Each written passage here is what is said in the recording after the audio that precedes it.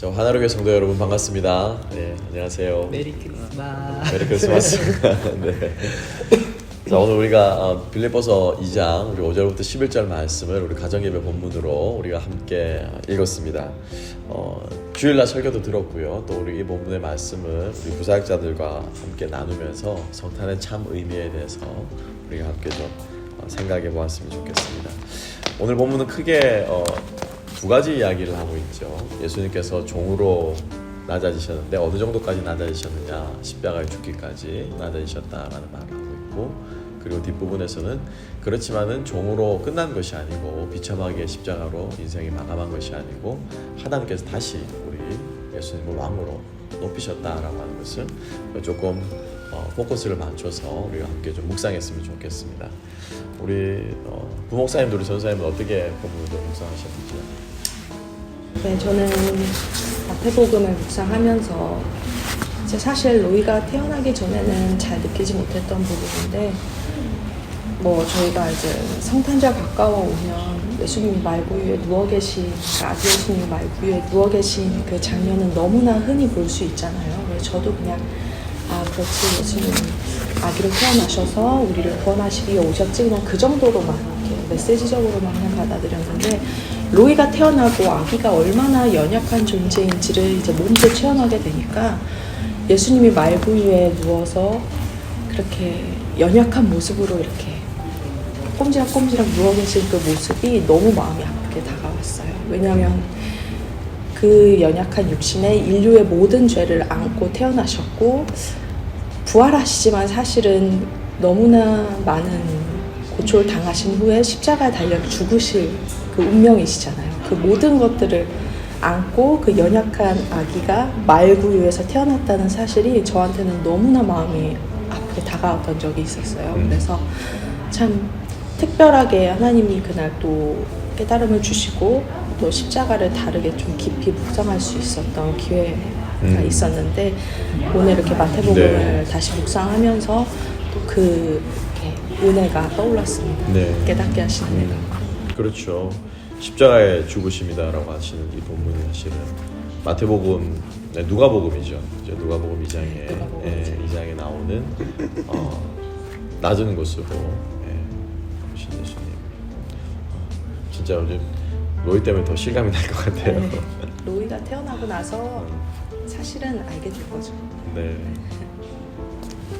사실 예수님께서 평화의 왕으로 오셨다라고 흔히들 많이 우리가 표현을 하는데, 누가복음에 기록되어 있는 모습을 보면은 왕의 모습이라기보다는 굉장히 낮고 낮은 곳으로 오신, 잘 보면은 정말 출신부터 해서 태어나시는 곳, 그리고 그 소식을 듣는 사람들까지 모두 낮은 곳에 초점이 맞춰져 있다는 게 참 그렇죠. 신기합니다. 그러니까 우리가 흔히 아는 그 명칭대로 왕이시면은 뭔가 좀 휘황찬란하고 모든 사람들이 볼 수 있게 고관 대작들이 보면서, 그리고 쩌렁쩌렁하게 이렇게 무언가가 딱 나타나야 될 것 같은데, 그 찬송가사처럼 저들밖에 한밤중에 양치다거기서 오들오들 떨고 있는, 집도 없어서 오들오들 떨고 있는 목자들 앞에 나타나시고, 그 목자들이 들었던 소식도 저기 다윗의 동네에 구유에 누인 아기가 있다고, 강보에 쌓여서 구유에 누워있는 아기가 있다고. 그런데 그 아기가 나셨다는 소식이 온 세상에 평강을 가져다 줄 소식이라고 하는 게 참 그게 복음의 역설이라고 생각합니다. 어제 담임 목사님 말씀 중에도 잠깐 이야기를 하셨지만, 사실 평화가 당시 사람들에게 있어서 축복이냐라고 생각을 했을 때 글쎄라고 당시 사람들은 생각을 할 수가 있는 부분인데, 그럼에도 천사가 나타나서 소식을 전할 때 평강을 주러 오신 왕이라고 강조하셨다는 점이 저는 참 인상 깊다고 생각을 합니다. 우리는 아니지만 저쪽 불가 쪽에서는 이렇게 이야기를 하더라고요. 석가모니가 태어나서 7발짝 걷고 하늘을 딱 가리키면서 천상천하 유아 독존이다 이랬다는데, 우리 예수님은 안 그러셨다는 게, 하지만 그럼에도 이분이 정말 평강의 왕이시라는 게 참 인상적인 점이라고 생각합니다. 그렇죠. 낮은 곳으로 오신 예수님에 대해서 우리가 계속 얘기하고 있는 걸 우리가 좀 놓지 않았으면 좋겠다. 뒷부분에서 하지만 이제 우리가 그렇게 낮은 자리로 오셨지만 하나님께서 다시 한번 왕으로 그를 높이시는 장면이 등장하고 있는데 이 목사님은 어떻게 좀 생각하세요? 네, 아무래도 사복음서 가운데 가장 그리스도의 왕되심을 보여주고 있는 말씀이 또 마태복음이니까 마태복음 2장을 좀 묵상하면서 예수님의 왕되심을 생각을 좀 해보았습니다.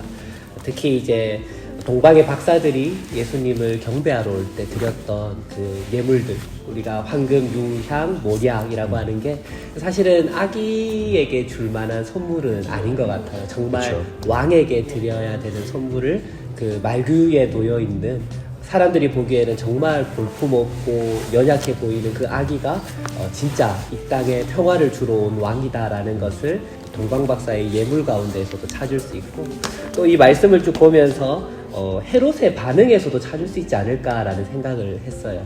동방박사들이 헤롯에게 유대의 왕으로 나시니가 어디 계시냐라고 물었는데, 헤롯이 이걸 듣고 너무 두려워서 이 대제사장들과 서기관들을 불러서 그리스도가 어디냐, 그리스도가 어디서 태어나느냐라고 물었던 것은 헤롯 스스로도 진짜 왕은, 진짜 평화를 주는 왕은 내가 아니라 그리스도일 거다라는 생각을 가지고 있어서 그 두려움에 좀 그렇게 또 유아 살인 정책을 하지 않았을까라는 생각을 했습니다. 또 그러면서 6절에 보면 이제 유대를 다스리는, 이 예루살렘을 다스리는 왕이 나는데 그 왕이 목자다라고 또 얘기하는 것을 봐서는 통치하는, 그러니까 힘으로 억압하고 백성들을 이끄는 왕이 아니라 정말 목자와 같이 양떼들을 푸른 초원으로 인도하는 그 왕이 하나님께서 보여주시고자 하는 그리스도의 왕권을 우리에게 보여주지 않는가라는 생각을 했습니다. 아마 헤롯도 잘 알고 있지 않았을까. 자기가 정치를 제대로 못하는 거를. 그리고 늘 민심이 어떻게 될지를 두려워하고, 그래서 사실은 그 헤롯 성전을 지어준 것도 그 민심을 얻기 위해서 그렇게 화려한 성전을 지어준 걸로 우리는 알고 있는데, 헤롯도 아마 그리스도가 낫다는 말에 아마 가슴이 덜컹하지 않았을까 생각을 해보게 됩니다. 그럼 우리가 좀 생각해 볼 것은 종으로 낮은 자로 섬기는 죄를 담당하러 오신 예수님, 그리고 또 왕으로 오신 예수님, 이게 우리의 삶에 어떻게 의미가 있는가, 우리 가정에 어떤, 이게 도대체 예수님 왕 되셨다고 하는 것이 어떤 의미가 있는가, 또 예수님이 종으로 오셨다는 것이 우리 가정에 어떤 의미가 있는가, 그것을 우리가 조금 생각해 볼 필요가 있지 않을까라는 생각이 듭니다. 어떻게 여러분들 가정에서, 우리 가정에서, 우리 뭐 두 분은 같이 부부가 앉아 계시니까는 예수님이 왕이십니까 이 가정에, 아니면은 로이가 왕입니까? 내가 보기에는 로이가 왕처럼 보이는데, 우리 가정의 왕이 누구신지를 한번 생각해 볼 수 있는 우리가 되었으면 좋겠고, 다 왕처럼 섬김 받기를 원하고, 또 나를 더 받들어줬으면 좋겠고, 내가 수고하는 것을 인정해줬으면 좋겠다는 생각을 우리가 많이 가지고 있는데, 다시 한번 우리 가정에 왕이 누구신지를 생각해 보셨으면 좋겠고요. 어떨까요? 종이로 오신 예수님을 우리 가정의 모습에 좀 적용해 본다면 어떻게 적용해 볼 수 있을까요, 목사님? 일단 저는 종으로 오셨다는 예수님의 항상 그 말씀을 들을 때마다 참 너무 감사하다는 생각이 가장 먼저 듭니다. 그러니까 흔히 하는 그 찬양 가사처럼 저 높고 높은 곳을 넘어 이 낮고 낮은 땅 위에 오셨는데, 문득 어릴 때 그런 생각이 들었어요. 야, 예수님은 저 더럽고 정말 그 짐승들 밥그릇에서, 그리고 그런 깨끗하지도 않은 환경에서 그렇게 태어나셨는데, 내가 만약 예수님과 같은 사명을 받아서 하나님께 너 저기 가서 태어나라 그랬다면은 나는 과연 그렇게 할 수 있었을까? 저는 딱 대답이 나오면 아니요. 저 같았으면 아유 아버지 제가 왜 그래야 됩니까? 제가 하다못해 어디 좀 왕궁이라도 태어나게 해주시죠. 그렇게 해주시면 제가 조금 생각해 볼게요 그랬을 것 같은데, 우리 예수님께서는 정말로 그 말씀에 아무런 어떤 불평도 없이 불만도 없이 이렇게 태어나셔서, 아까 김전도 사님께서 말씀하신 대로 심지어 그 사명이 평강의 왕이라는 사명은 결국 죄를 지고 죽어야 되는 그 십자가의 역할로 이게 완성이 되는 건데 그거를 감당하기 위해 오셨다는 그 사실을 떠올릴 때마다 저는 참 종으로 오신 예수님 우리가 감사할 수밖에 없구나. 내가 정말로 감사드릴 수밖에 없구나. 그런데 막상 일상을 살아가다 보면은 그 사실을 잊고 참 감사하지 못하고 살아갈 때가 참 많죠. 그래서 저는 성탄에 특별히 그 말씀을 떠올리면서 정말 우리를 구원하기 위해서 오신 예수님, 그 예수님께 더욱더 감사하는 마음을 가지고 이번 한 주에 특히 그것을 좀 더 기념할 수 있는 그런 주간으로 보내보면 어떨까 그렇게 생각합니다. 네. 그래서 목사님 가정은 더 감사하는 가정이 되었으면 좋겠다. 쪽으로 오신 모습 좋은 것 같습니다. 이번 한 주간 우리 정 목사님 말씀하신 것처럼 우리가 성탄의 의미를 새기면서 다시 한번 우리 한 주간을 특별히 더 마음에 좀 깊이 새겼으면 좋겠고 뭐 우리 자녀들이 이제 뭐 무슨 선물을 뭐 줄까 받을까 또 서로 어떤 선물을 줄까 또 어디서 또 우리 가족들 뭐 맛있는 저녁을 먹을까 여러 가지 그런 생각들 계획들을 아마 다들 하나씩 좀 가지고 계시지 않을까 싶은데 다시 한번 오늘 우리 빌립보서 2장 말씀을 우리 마음속에 새기면서 성탄의 참 의미를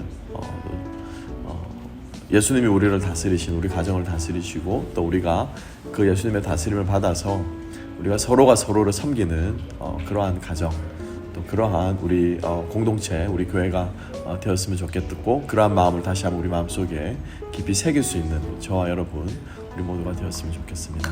자, 여러분 한 주간 승리하시고 또 정말 주님께 주신 또 성탄의 기쁨도 함께 나눌 수 있는 그런 우리 모두가 되었으면 좋겠습니다. 자, 우리 그러면 다음 주 또 새해 우리 또 말씀을 가지고 만났었으면 좋겠습니다. 자, 여러분 한 주간 승리하세요.